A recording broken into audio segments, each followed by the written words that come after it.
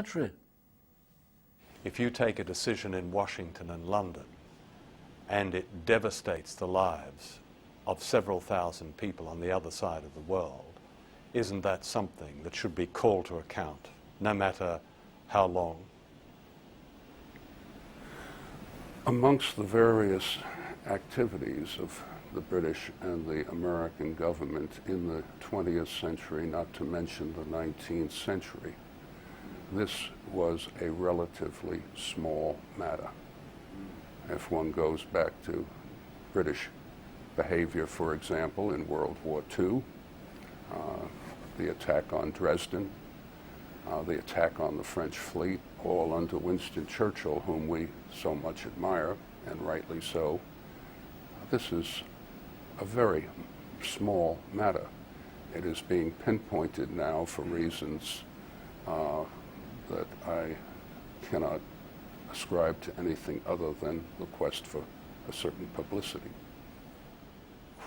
Well, I think it's from their point of view, for one thing, the Chagosian Islanders are not the Nazis, and from their point of view, it's a quest for justice.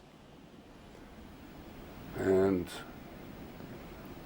what is your motivation, if I may inquire? Purely the quest for justice, I'm sure. Yes. Yes, of yes, course. it is. Yes.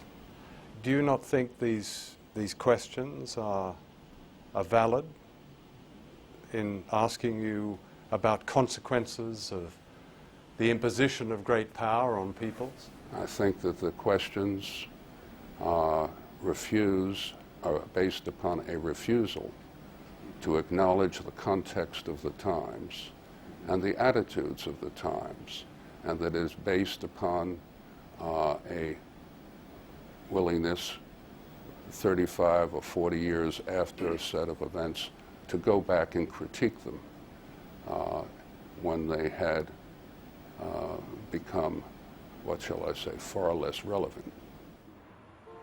Far less relevant? The High Court in London found it extremely relevant. In November 2000, it agreed with the people of the Chagos and handed down a shaming rebuke to the British government. The court ruled that the expulsion of the islanders was illegal.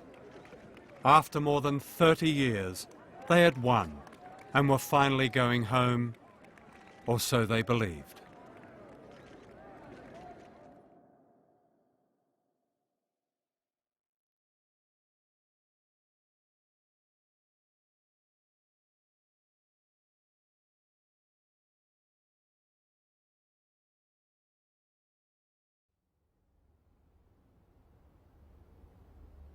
It's the victory day for the Victory in the High Court gave a